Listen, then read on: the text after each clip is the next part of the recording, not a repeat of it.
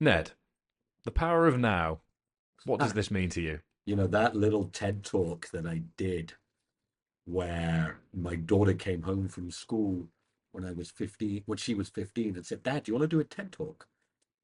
Because TED is coming to school and they're asking if any parents would like to do it. And I was like, sure. But every parent will want to say yes because one of the top schools and yada, yada. And I was like, sure, man, that'll be sure, that'll be amazing. So I applied and she came home and said, Dad, you got in. They're going to give you, they want you to do a TED talk. And I was like, wow, that would be amazing. And so I went and said, why did you pick me? They're like, you were the only parent who applied. And I'm like, are you serious? Like that? And then what's your talk on? And without thinking, I went running and I was doing mindfulness at the time. And I said, the power of the now. And I just blurted it out. So what does it mean to me at the moment, to be honest, in the moment? It was like a statement of what I was thinking at the time because I was practicing long distance running and thinking about the now. Since then, it's taken on a lot more.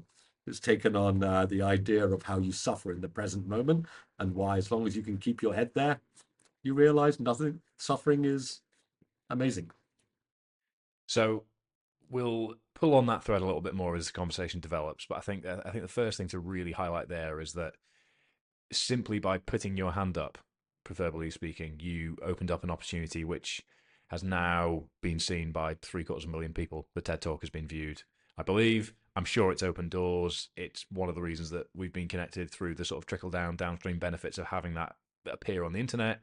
And all you did was say, yeah, you know what? I'll chuck my hat in the ring. And I think that in and of itself is a fantastic message to begin with because so many of us are afraid to chuck a hat in the ring.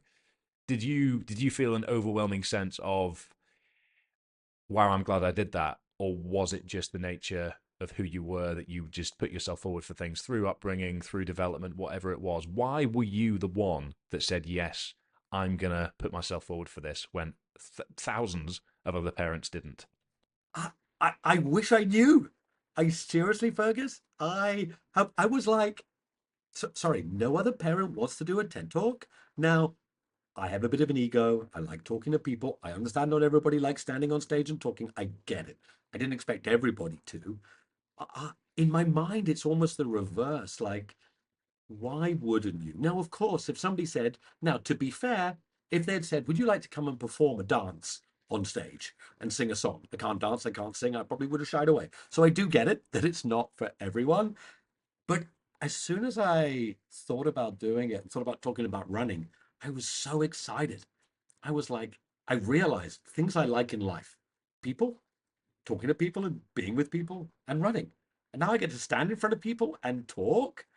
So yeah, I do wonder. Honestly, I still wonder to today, why didn't other people do it? And you're right, like 750,000 people. I didn't expect that to happen. So, everyone's different. Why do I like talking? Don't know. Why do I like running a long way? Don't know. But I 1,000,000% know that I like these things. And I just suppose everyone else is doing other things they like. Maybe watching Netflix. I don't know. Maybe, maybe.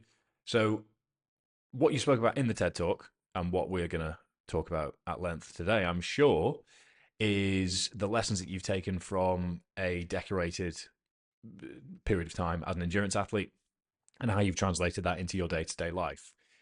But you'll admit yourself that these lessons didn't start trickling through until you were about 28 years old when you ran your first 100-kilometer race. But your dad was a professor of psychology. So why do you think it took endurance training to be the impetus for you to learn these lessons? Was it a disdain for authority? Was it not taking seriously what your dad was trying to tell you? Or was it just the fact that the vessel for you to learn these lessons was endurance training? It's a, I don't know. Certainly it wasn't. I quite like rules. I don't like being the rule breaker, but I don't like doing the ordinary. So I don't want to break like legal rules, but I like doing weird stuff. Why did it take to 28? I think we grew up quite an unconventional life. So we were self-sufficient. We lived a little kind of like hippie lifestyle. We caught our own food. We were always quite different. And I didn't love it as a kid. I wanted to be normal like the other kids. I was like the weirdos in the woods, and we had, the curly hair and kind of caught our own food, and we were all a bit different. And then I think your first question was the power of the now. Why do I I don't know why it took me so long, but I've realized I'm really happiest in the present moment. I'm not very good at planning. I struggle with regret, like we all do. I coulda, shoulda, woulda, but I'm really happy just being in the moment. And I think when I did that first 100K race, when somebody said, "Do you want to run 100K?" and I said, "Yes." And the minute I started that race, I'll never forget. I'm like, "Oh, this is it, man. This is what I like to do. Like this is what I like." Why? I don't really know. Like I used to walk 4 miles to school and back every day.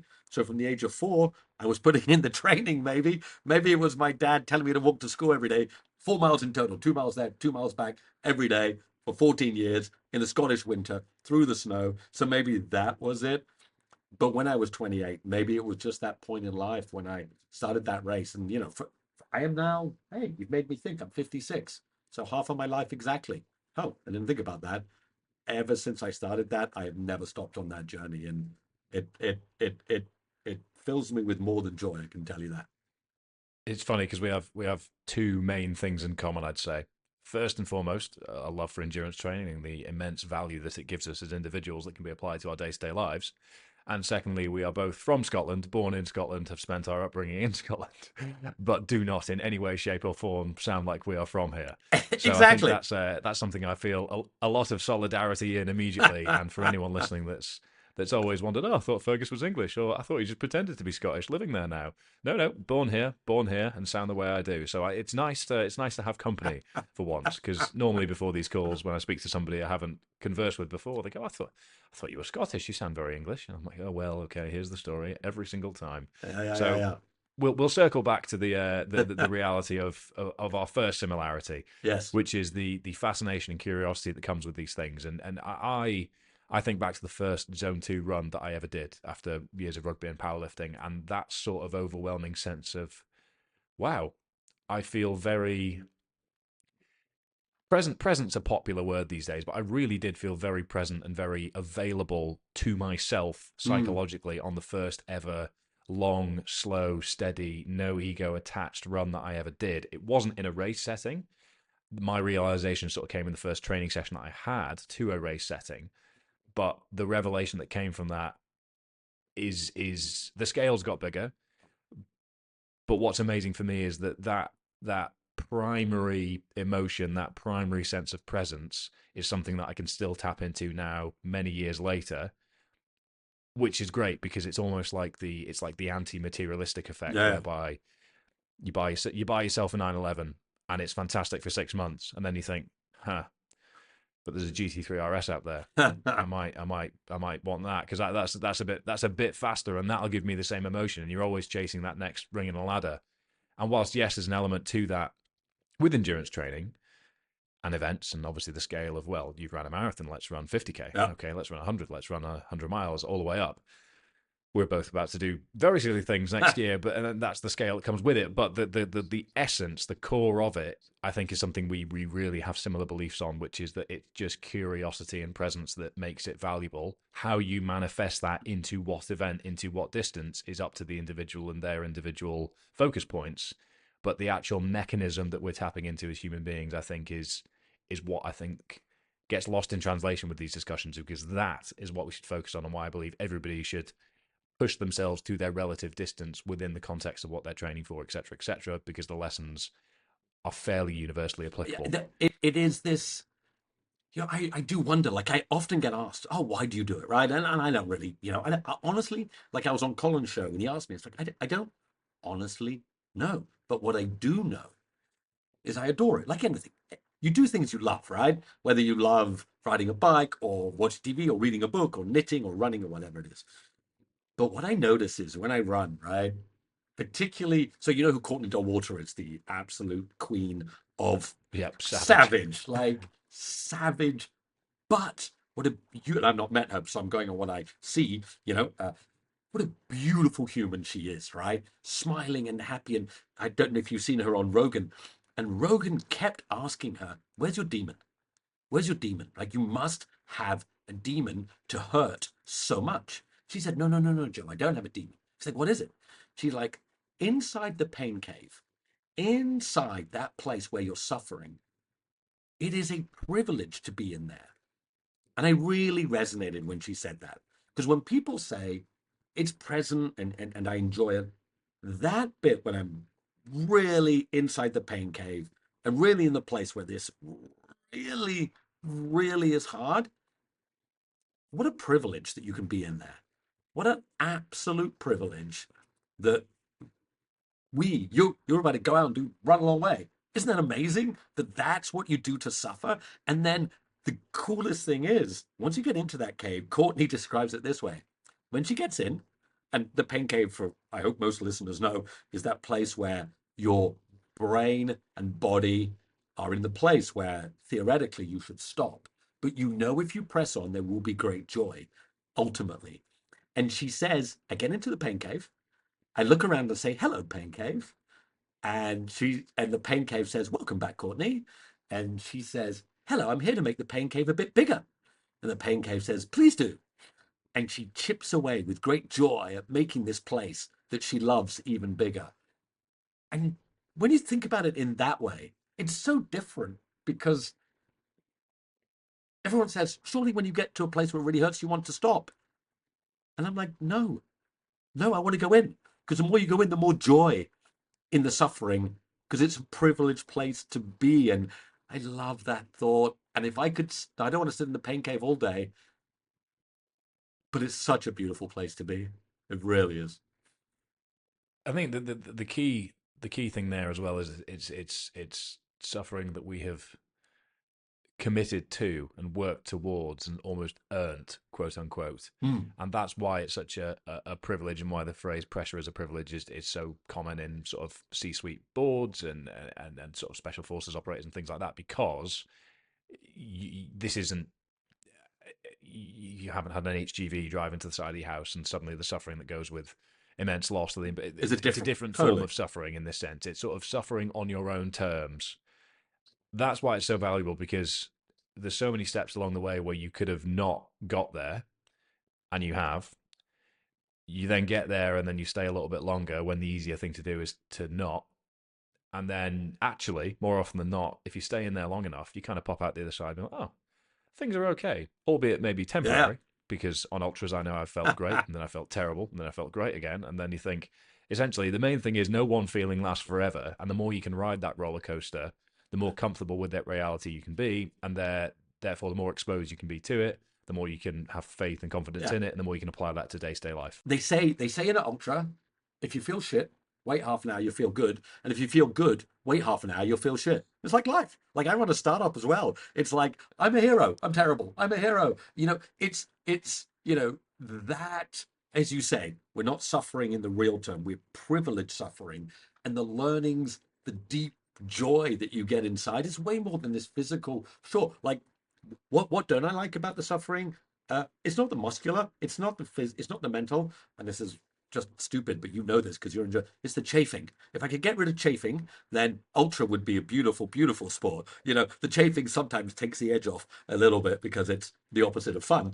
But each of these, if you could just compartmentalize that, and people always are drawn to, like, let's step back from suffering. Oh, if it hurts, keep away. Stay safe. Oh, it's okay. Be comfortable. Walk away from the edge.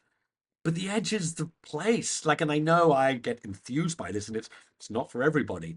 But once you get to that edge, and everybody can get there, because if you've never run a 5K and you started at 2K, 5K is your edge. That's okay, right? That's okay, right? Yep. Ultra is different in everyone's mind. And the world would be a better place if we all went out there, and all of us who could suffer in a privileged way, the world would be a better place if we could.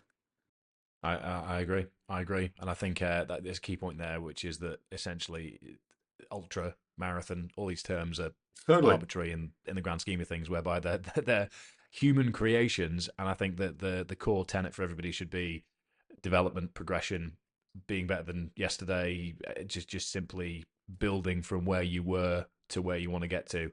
And the labels that we like to attach to that along the way, yes, it means we can fit into neat categories, but it's important not to lose sight of the fact that they are just labels and they are just It, categories. And what matters most is who you are today and versus look, it doesn't yesterday. have to be. And this is the thing. Like, you get asked, oh, so you're a ultra athlete? No, I'm just a dude who runs. Like I eat shit, I eat chocolate and ice cream, which I shouldn't. I sometimes drink too much. I try not to. I like the suffer the running is it's an addiction, right? Let's be clear, right? Like it's an addiction. Like the idea that I couldn't run and couldn't suffer would kill me, right? And I don't do it so I can eat more cakes, although I like cakes a lot, you know. Uh, but it's not, you worry. Like I don't want people to think, gee, you've got to be that committed to go down that road. You do not, right? Like it is not. Of course, you want to get better. You have to do better to yourself, but it's not a straight line. It's like an ultra, right? You want to get better, but you don't get better every day. But in saying that, I'm 56, and I think I'm getting close to the best ultra athlete I've been. Interesting, interesting, because a lot of data that supports the development and performances of Ironman athletes in that setting and the age group categories that go with it. But we won't get bogged down in that detail because I'm sure most people at this point are thinking, oh no, we're going to go down a data rabbit hole, which we won't do. We won't do. Leave the endurance athletes to the endurance athletes, and everybody else listening, stick with us because we're not going to talk about training peaks and heart rate zones No, in detail that you don't care about at this no, point. No, but rather, I think what we're going to do first of all is extract the key lessons that you took away from that first 100K yeah. and what came next in terms of your endurance training, endurance events, the fascination that came with it, because there's a lot that's happened. But I think those first lessons are important to set the scene for what follows. Okay, first lesson: if you want to run 100K, make Vaseline your friend. Number one, right? Go out, buy Vaseline, and put it everywhere. Because on my first event at 80K, I was wearing a cotton t-shirt and I had forgot to put Vaseline. I didn't know to put Vaseline on my nipples because no one tells you these things, right? It's not something that you're equipped with in life. And I had so much blood running down from my nipples down my shirt that I had a stream of blood like coming down the front of me, and it hurt. And it also hurt in my private areas, and I had blood running down my thighs, and it was horrid. And now, so number one, if you want to run a long way, use a lot of Vaseline. That's a lesson. Put that in your things to learn. The other lesson I took away was, God, it was amazing. Like it was so different, so fun. I did it in a group. There was a team of four of us. Only three finished. With my one of my best friends, Rob Hart, who went on to do crazy stuff, climb the seven summits, Everest. Dude is an absolute killer. And I realized, like, if I wanted to drop out, he wanted to drop out. Like, you just want to. You don't have to, unless you break your leg. Then you got to stop. The biggest learning, apart from Vaseline, is that your mind is a wild thing, like a truly wild, wild thing that my mind's got better. Now I really know I don't have to stop. Like I really know it. Like I've done it enough. Like I can keep doing it, right? Like I know. And that was the biggest thing to learn. I mean, this podcast is called Mind Over Matter. It's not Mind Over Matter. It's just after like it was in the hills. It took like 16 hours. And I remember I was like an hour 15. I was like, this sucks. And then Rob was like, no, dude, this is awesome. And just by saying that, I was like, oh, yeah, you're right. This is awesome. And everything suddenly was awesome just because he told me. It's like nuts. That's the thing you learn. You can reframe it so quickly in your mind. And it's so good to be able to do that. That was the main thing I learned. Did you find that you could immediately translate that into a day-to-day slash work setting? Because reframing, I think one of the most valuable things about training in general, whether it's powerlifting, sports, five-a-side on a Wednesday, the commitment, the discipline, the lessons that you learn from it, all the things that go into each individual sport. There's a lot of threads of DNA that run through all of them, but the things that can be translated, the real value of those is if you can translate them into settings out with the settings in which you learn them.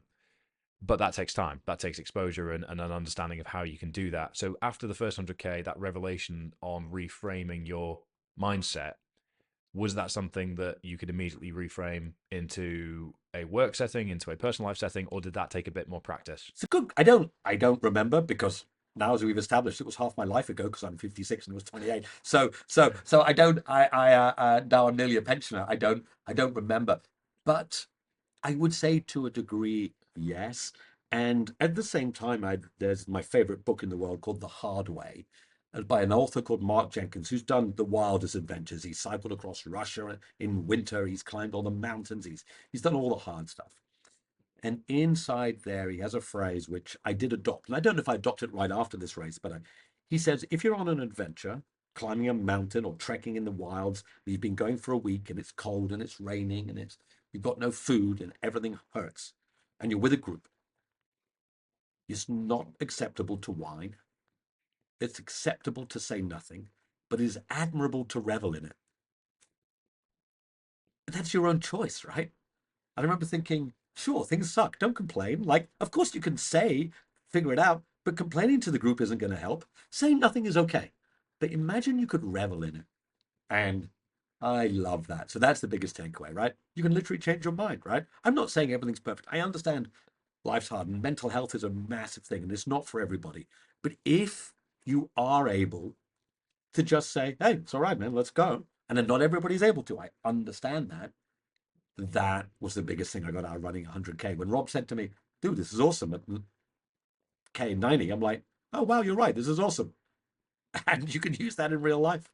I wholeheartedly agree. That's not actually a statement I'd heard before. I've heard of the book. I haven't actually read the book in full.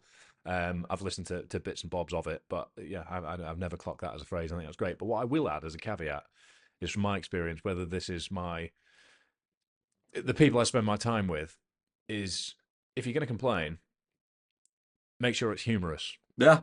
because that almost acts as revelry.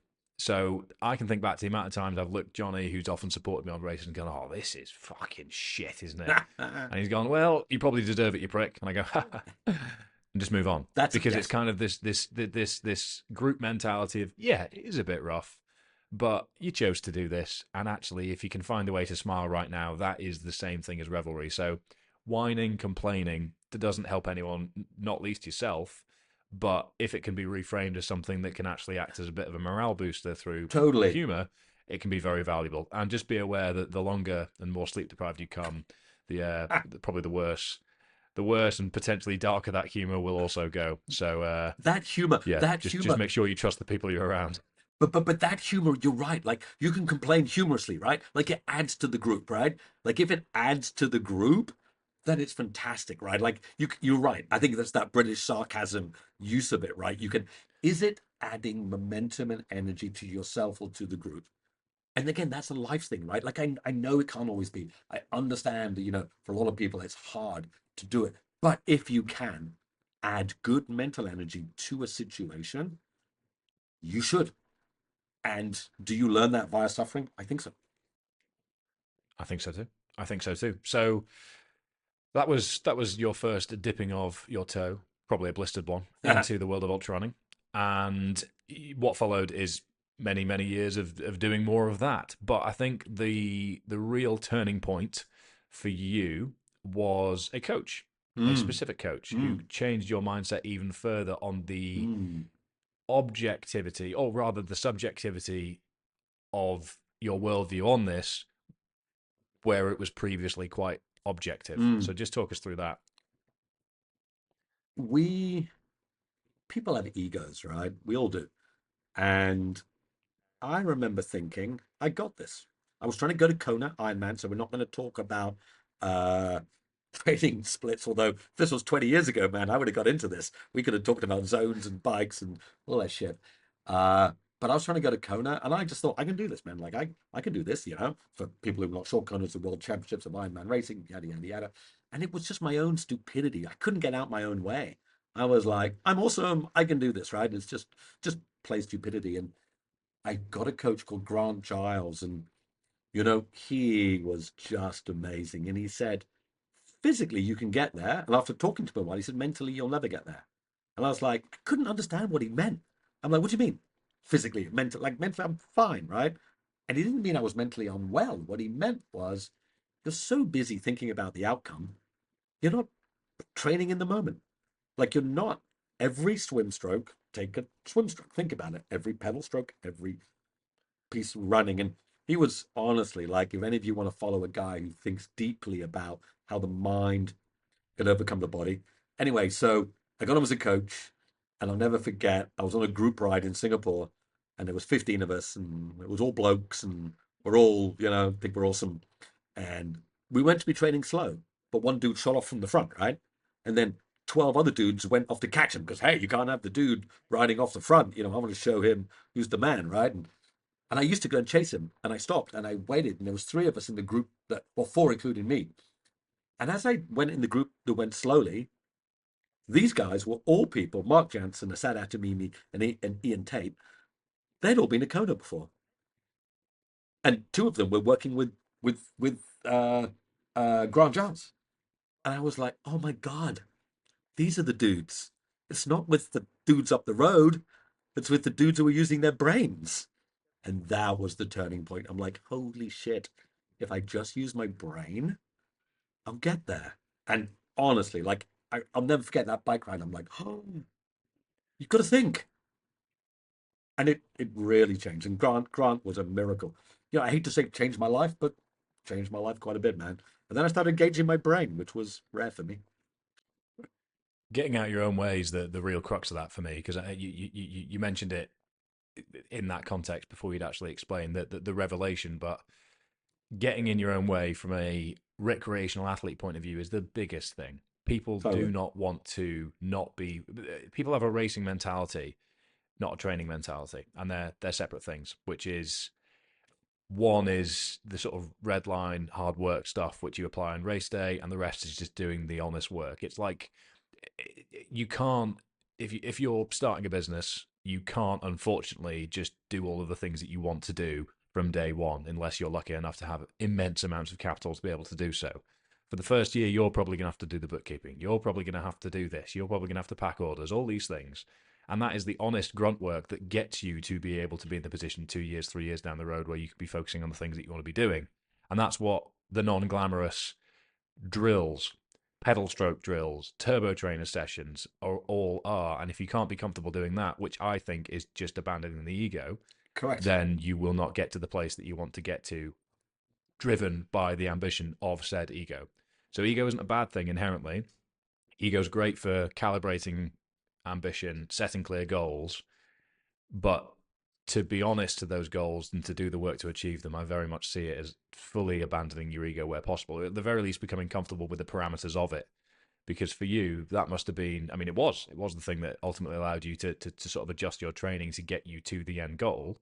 And in the process, you've clearly become much more present, much more peaceful with your own ego, and you're much more open to new ideas. And I know that you've said, I think it was in the TED Talk, that you were previously somebody that wouldn't, if something wasn't tangible, you didn't believe in it flat out. That was your Totally. rule. That was your compass for things.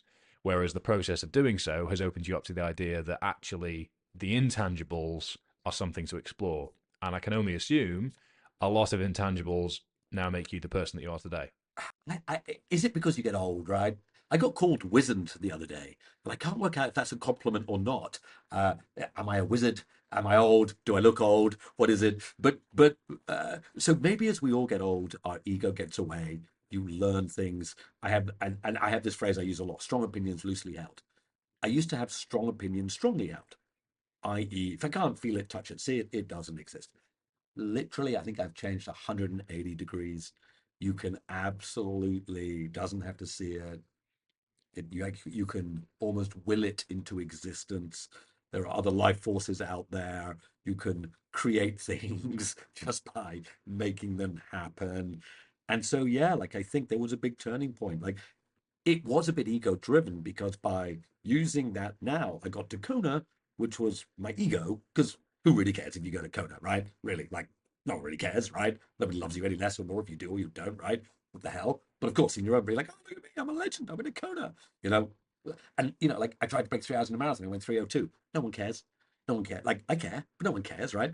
And I think that's why I love Ultra so deeply today, because whether I run 100K or 100 miles or 200K or 200 miles, which I'm about to try and do, no one really cares, right?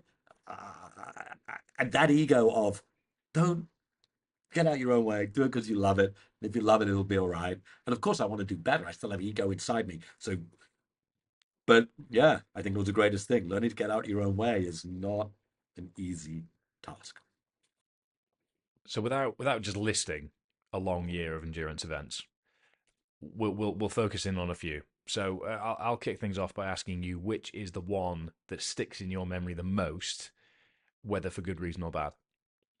Backyard Ultra in the Singapore World Champ in the world for the World Championships of Backyard Ultra. I was in the Singapore team.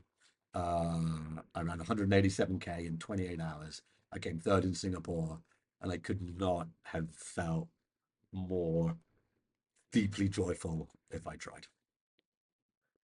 So for those listening that might not be aware, just give us some context on Backyard Ultra because it's very specific as a race mechanic, and it's something that you hear for the first time. You're like, "What? Really? It is. Nah." But yep, it's a thing, and it is a pretty savage thing. It is, and I'm going to say to this, Fergus, we were talking before we came on, like you make video, you make content, right? And you hope it's not just ultra nuts and endurance nuts who consume it, it's other people. We have found that Backyard Ultra is one of the most accessible things to non-runners, non-endurance people. I know this because when I do it and I put it on Facebook, the amount of non-runners are like, holy shit, dude, that? When you run a marathon or 100K, no one cares. So what is it? Uh, you run 6.7K an hour, on the hour, every hour, until there's only one person left. So let's say 100 people enter the race. There's a loop. You meet at a certain place. There's a 6.7 or 6.71K loop, and you run it. And let's say you can run it in 50 minutes. You run back to the same place. You have 10 minutes to rest before on the hour you must be at the start line and go again. And every completed loop counts. And the reason it's 6.71K is that comes up to 160K in 24 hours, which to those who still do metric is 100 miles. And the idea is 100 miles in a day is an amazing round number. And so you only stop when you want to stop. You decide how deep you want to go. Only you know. And you know what they say? The only loser is the winner, because the winner never found how deep they can go. And they're the only loser on the day. Oh, It's a beautiful world. it's it's uh it's it's the exact antithesis of Talladega Nights, Ricky Bobby. If you ain't first, you're last.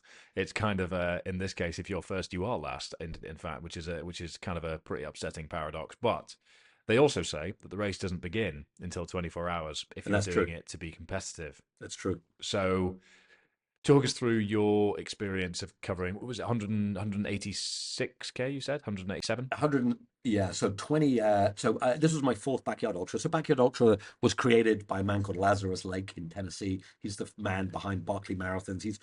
He's a race director who believes only by not finishing do you achieve anything. Finishing accomplishes you nothing.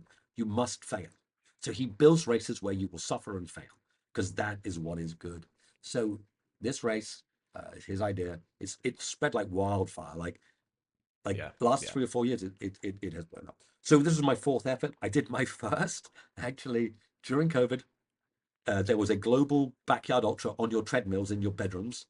2,500 people got on their treadmills at the same time over one huge Zoom call, and we all pounded. And you had to do 6.7K on your treadmill, then stop for 5, 10, however many minutes, and start again. I came 38th out of the 2,500. I ran. How far did I run? 22 loops, so just under 24. I ran 147K in my bedroom on a treadmill during COVID. It was so cool. Um, and then I did another one, a few.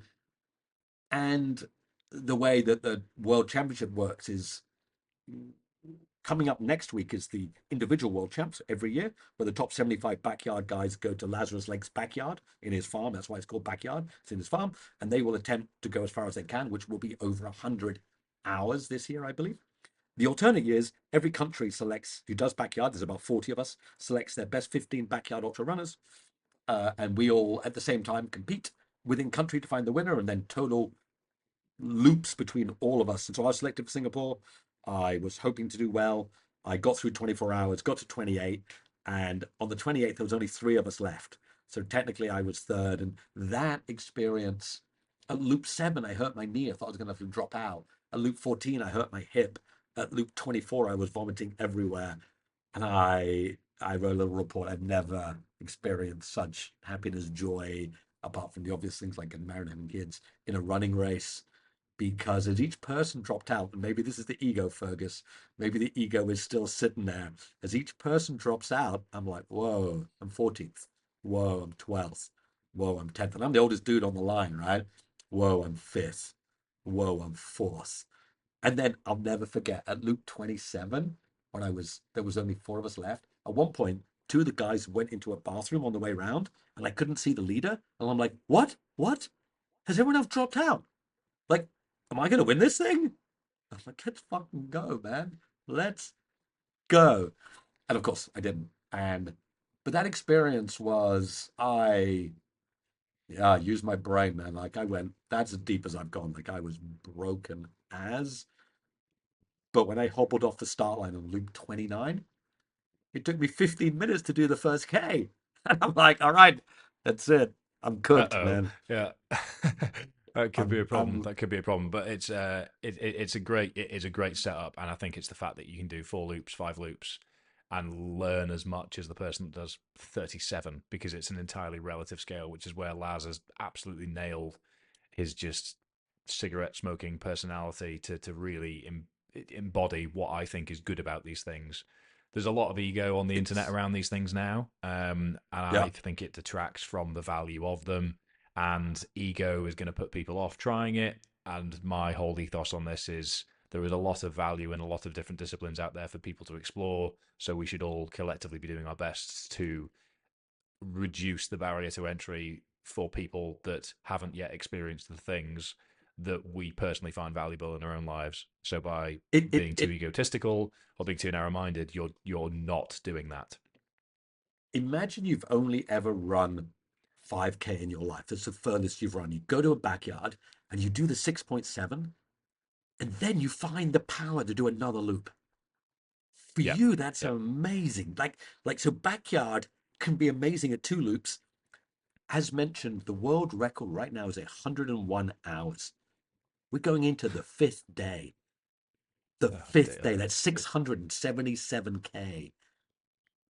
It's but it doesn't matter. You can push yourself and find your limit. And it's truly and here's what I've seen, and I'm gonna make a prediction, Fergus, on your show. If ultra ever gets to the Olympics, which I don't want it to, because our world is weird and small and different, but if it ever did, this is the format. You know why? Because imagine at the Olympics, you could just day one, day two, when everyone's gone to bed, you wake up and these lunatics are still going. Day Yep. three, faster, better, stronger. These lunatics are still going on day four. And people are like, who's going to break first? Who's going to keep going? I predict in 20 years' time, when they have ultra at the Olympics, it will be backyard. I wonder if somebody will ever go a week. They probably will, because 10, 15 years ago, people would have been sitting here saying, I wonder if anyone's ever going to run a sub 2 marathon. Or pre Rogers Bannister, I wonder if anyone's ever going to run a sub 4 minute mile. And lo and behold, as we've evolved, we've got faster, we've gone further, all these things. So I think at some point somebody will run for a week in a backyard ultra, which is a terrifying thought, and I can't even begin to imagine the We hallucinations that will go with it. But I look forward to seeing it. we not only a few years ago in backyard, the idea of 100 seemed mind blowing. So think about this, people. You run 6.7K every hour. On average, these guys do it in 48 to 50 minutes. They have 10 minutes to sit, rest, have a little 5 minute power snooze, go to the bathroom, gels, get up again. Like, you can't have a bad hour. It's not like an ultra where you can rest for an hour. If you're doing a 100-mile run, you can take an hour break, clean everything up. If you're not on the line exactly on the hour, you can't start 1 minute late, one second late if you're not on that. And 101 so even a few years ago, the idea of 100 was too far. Can we go a week? Like, can you go a week without sleep? We've talked about hallucinating. I don't know if you've ever got to the hallucinating stage. It's a scary world, man.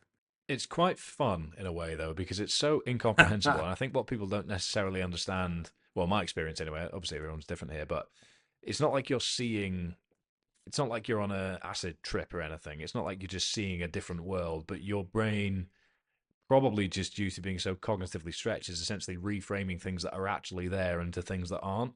And I think that's Hmm. that's the experience I've had with it anyway. Is you kind of see. I saw a wall with a tree hanging over it with a car sort of in the distance that was shaped like this. And Dick What? Dastardly, I kept seeing Dick Dastardly on the double brutal extreme triathlon last year.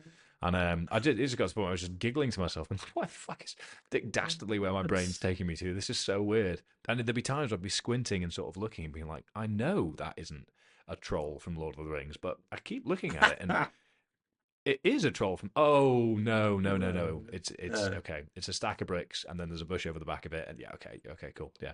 So, but and it's a weird place to get to. But again, the irony is you've got yourself there through sweat equity. So it's kind of it's a privileged position to be in. What a strange thing to say. It's a privileged position to be scared of trolls from Lord of the Rings and Dick Dastardly when you're sleep deprived and experiencing something that most people probably don't even begin to have a concept of. But that is why I really enjoy bringing this to life online, because I love sort of trying to bring the concept to life, so that if in 1 year, 2 year, 3 year, 4 year, 5 years from now somebody said, you know what, that planted a seed in my brain that's got me to the point where I'm sort of experiencing the same thing. In my mind, that'd be really cool. So, do, yeah, do you think it's hallucinations, weird place to get to. do you think it is? And I've thought about this. Do you think it's you feel almost proud of yourself that you pushed yourself so hard you can see a hallucination? You know what I mean? I think there's a little bit of that Yeah, yeah, that yeah, you were yeah. able to get there, right? I think so. I think so. And it's. I mean, it's.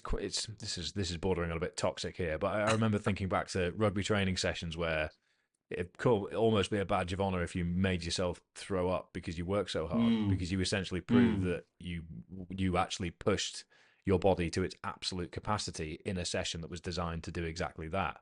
So therefore, you sort of, it's not something I'm encouraging, but the sort of ego within us in a rugby setting, which is a high performance, high demand, egoed up sport for the most part, yeah, I think there is definitely a part of but you can look at it proudly, I think, because essentially it's not something you do every day.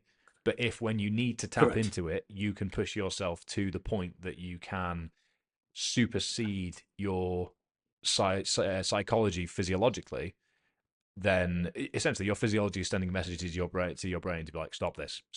And if you can override that, then you have a very good awareness of But your you've put actual capabilities, boundaries, etc. it's funny you say sweat equity, which is startup land and also running land. But I this idea of can you go past your brain? Do you know who Tim Noakes is, the central governor? Have you read Yep, Tim yep, yep. Noakes? His okay, Yeah, that it's a idea central that governance theory, isn't it? Yeah, yeah, yeah. correct that your brain will stop you, and you're right. You don't want to hurt yourself, but you can how how far can you tip into the little central governor, right? Like I like this. It's like Courtney's pain cave.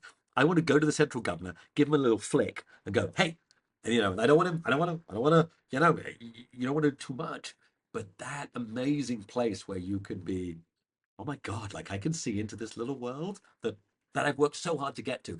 And you're right. It shouldn't be toxic. But I think about it now, like the reason I want to run further, and there's no way of saying this without sounding like a douchebag, so forgive me. And I'm just saying, like, I know if I run 100K now, that's not going to get to my pain cave. So, because I've dug in there before, right? So, I want to go and Yep. test what the central governor is. That's why backyard's so amazing because you can dig in. You want to, it's not about doing more, but that place is so amazing. And you're right. It's not, oh, can I do more than that person or whatever? There's an addiction in there. I know there's a little special drug in the pain cave. And when you go in, and you're like, holy shit, this is really, really good and bad, all in the same way. And that's why I think ultras, like, I'm going to do it till I'm 100, man. Like, I don't think I'll be getting as far when I'm 100, but I want to keep doing it till then because it's special in there. And every new environment you do it in, every new person you meet along the way, every new country, every new climate is a different spin on the same mechanism. And I think that's why it's really cool. And actually, it's a great way to explore new places. I think, yeah, it's Snowdonia, the Double Brutal, the Keltman, which I've done twice now. Torridon in Scotland is a harsh, harsh place. Yes. And to do a triathlon through it is just such a strange concept, but it's one that you think, well, yeah, me and 200 other odd people did it in 2022 in the worst weather settings the race has ever seen and got to the end of it. And that's just silly, really. It's just bloody silly, isn't it? To be very British for a second as Yes. I blow steam away from my tea. But yeah, I think that is the beauty of it is there's lots of ways that you can sort of not constantly chase the dragon, which can swing into a negative side of things as well, because you can be avoiding things that you should actually be confronting. And if you are treating it as addiction and it's just rolling from one thing to the next without any time to reflect or illuminate the lessons that you've been taught along the way, then that is actually not something that I would advocate for. I advocate for people pushing Yep. their limits and learning from it, but the key detail being learning from it and reflecting on it rather than just There's pushing because you're hiding. totally. Look, I agree. Like, there's addiction in this, right? This isn't all pretty, right? There's definitely, you look at some people in ultra, it's 100% not all. That if Ray Sahabis, that he was like a former addict, turned to running, talks a lot about it. Marshall Ulrich, there's a lot of these guys, and yeah, it ain't all pretty. Like, and I agree. Like, we all look at Goggins. I don't think he's a role model. He doesn't have to be Goggins' way. There's like Courtney is the perfect antidote to that. She's this like, yay, candy munching, incredibly fantastic, beautiful personality. Or yay, let's do this for love and peace and happiness and let's go. So yeah, you have to take it in the right way because I think if you take it down the wrong road, that's it's not always healthy. Agreed, agreed. And yeah, personally, I think Goggins' attitude and presentation online can validate people or give them an avenue to validate themselves where actually they might be better confronting the things that force them to need that validation in the first place. Obviously making some assumptions and generalizations there, but I think, yeah, I think there's an individual lens that needs to be applied to anything that is Goggins is saying, and I think that is often lost in translation. But I've done Yeah. enough talking on that in the past, so I won't go down that rabbit hole again this time round. So I Fair enough. think for a bit of context before I sort of ask a specific question, your career in financial technology began in 1999, I think I'm correct in saying. And obviously, the landscape has evolved Yep. an awful lot since Yep. then. But throughout balancing a career in financial technology, you have been doing all the ultra endurance endeavors and reflection on said endeavors that we've discussed. The chief executive and endurance athlete combination is probably something that most people would label as a sacrifice or antisocial or self-destructive or limiting or boring or whatever you there's lots of phrases that could be chucked at it, I think, for Mm. people that don't necessarily understand things and would see it as a hindrance to day-to-day life. Whereas I'm confident that you see it as a sort of performance enhancer rather than a hindrance. I'm going to ask you why you think that is from your personal perspective. But if we look at chief execs, we look at high performing athletes, we look at people that are sort of within regular definition successful, there tends to be sacrifice and discipline and commitment out with the things that people associate their success with. So what is your take on that reality these days? Because you've been doing this for the best part of 28 years almost. Obviously, there's been periods where it's been more focused. The career's been more demanding. You're running a startup currently. You've consulted for high level security stuff in financial technology in Asia as a region. There's a lot of stuff that's been going on. The pressure will have got higher, but throughout that, you have always done endurance challenges. Why? I would love to give you. I'm gonna need to sit on the couch for some of this. I think okay, maybe two answers. I think it just kind of happened, right? I truly follow this. You do your best every day, and it will be what it will be. Like, because everybody, it will be what it will be, right? So I didn't come to this with a playbook of let me be a CEO and be an ultra endurance runner and all of this. I literally so there's two things that I keep coming back to. Two things I love: uh, humans and running, right? And when you love humans, right? I'm a sales guy, right? And what happens when you're a sales guy and you love humans? You talk to everybody. So when they want to promote somebody, the person they promote is the person that they've heard from. Now, that's not always the best. I might not have always been the right guy to be the CEO, but I'm always there. Like the beginning of the conversation, I put my hand up, right? And I found pretty quickly, if you put your hand up enough, people will promote you. So I maybe got promoted past my capability level early, but then I'm like, no, like I can do this. Like I can really, like I can do this. So I started doing it, and yes, it's stressful, but it becomes normalized, right? I don't think, look, I don't know, well, I do know lots of CEOs. I think for a lot of them, it's just normal. You normalize it in the same way that I've normalized running 100K. So every weekend I go out and run a marathon, not because it's a marathon, I just like it, and it's normal. I feel abnormal if I don't go out and run 40 or 50K on a Sunday morning, you know? And if I don't, my weekend feels crappy. And that's not normal, right? So, to the question, do I think they go hand in hand? Maybe. But I think whatever you do, it becomes normalized. So, being a CEO, yeah, it's a lot of fun. Except in a startup because you don't get paid shit. If you're working for a corporate and you're a startup, you get paid a lot, which is quite nice. Uh, of course, you've got ego. You get adulation if you do it right. You get shit if you do it wrong, which I'm okay with because you do it wrong, it's on you. And then you know the I do think the running, particularly a long way, really helps because you get stresses in your life, and running takes away some of those stresses. So, of course, could you be a CEO and not do any exercise? Of course you can. But an interesting study. If you're a CEO and you don't exercise, do you die sooner? I think so. I think so. I really do think so. For me, it was just a unique balance of life that I love both of them. I like people, and if you like people, you get promoted. You end up as a CEO, and I like running, and the two of them go hand in hand. So for me, I think it was more happenstance, but I think they complement each other pretty well.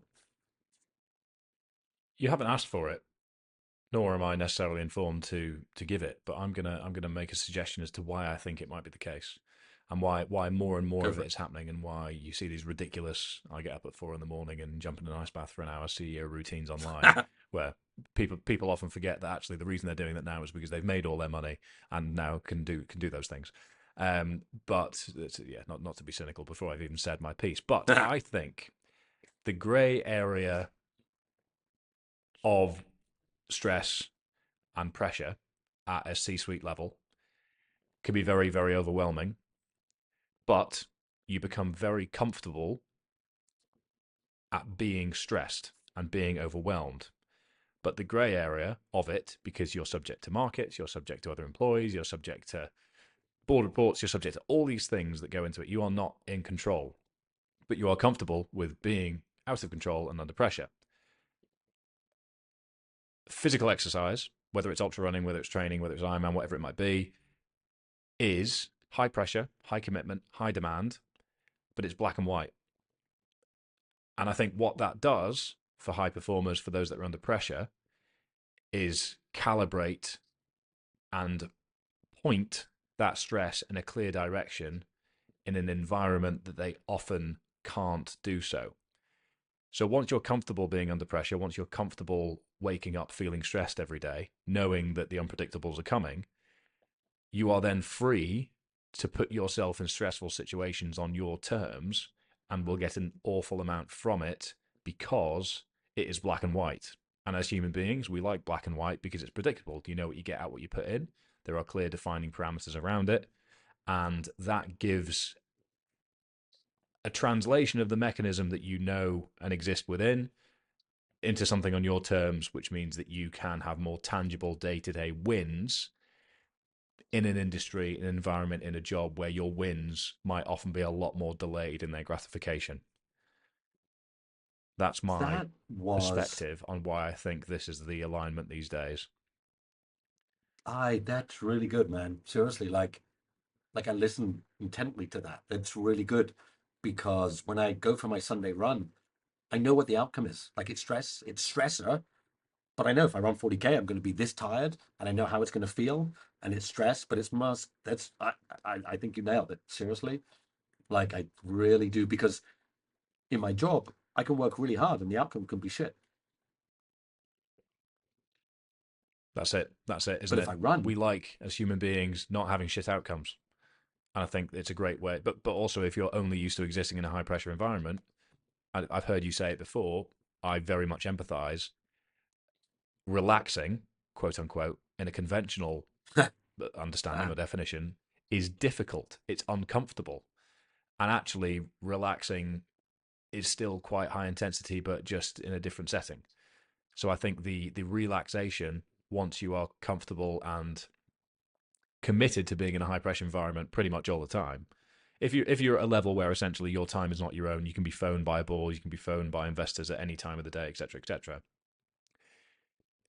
I think you need calibration points where you are feeling hounded, but by stresses that are under your control. And I think that's why there's more and more of a trend these days of high performing individuals in a corporate setting, in a business setting, often are the ones that are doing a lot of things out with that setting too. That's honestly, dude. I think honestly, that's really. I hadn't really thought about that. Like, because I get asked, "Oh, why'd you like to go for a long run?" You're right. It's suffering on my terms. I did a 12-hour race the other day. It's like a 12-hour half I can run in 12 hours, and I remember being at like hour 8. I remember thinking, like I know it's only 4 more hours, right? And I know the outcome, and I know I'm not going to stop. And like this is on me, and like it doesn't like I didn't have to check with an investor or payroll or this or and I hadn't really thought about it. You're right. Like I can stress on my own level, on my own terms, and yeah, I wonder that I like doing more because I get more stress on my own terms, which makes me feel better about the shitty stress I have on the stuff that even if I work really hard, I might not get a good outcome. I might get a good outcome. It might be amazing, right? But I might not. Yeah, yeah, that's a good point. I'll roll that around my head. Yeah, I'm constantly rolling on it because it's. I often ask myself it's where do you prioritize things? Should I be training as much as I am versus putting time into the business, vice versa, etc., etc. So I think it's how much you can really hold yourself accountable and true to what's good for you, what you know is good for you, and do that stuff is kind of why I'm always reflecting on it. But you are speaking of the climbing of the ladder, proverbially speaking, that goes with endurance training that we mentioned earlier. You have a fairly big endurance race coming up very soon, don't you? Or in the near future. I Your do. next big event is a big one. It is a big one, and I think that's something I'd like to just get your thoughts on before we close off. What's coming up, and how do you feel about it? So I feel wildly excited. I have done almost no specific training for it because I'm stupid, and so here's my ego that I can't get rid of. I just believe I can do it, even without the right training. I just stupidly, and if I can't do it, I don't care. Of course I care, but I don't care, so it's all good. So what am I doing?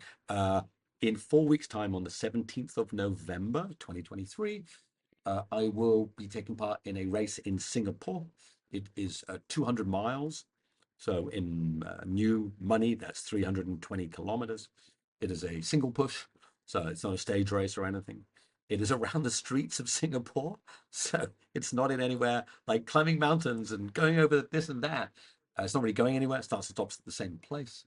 Singapore's not very big. We're only like 40 kilometers wide by 30 kilometers high, so it goes in and out and back and around and down high streets and through here and up there and down there.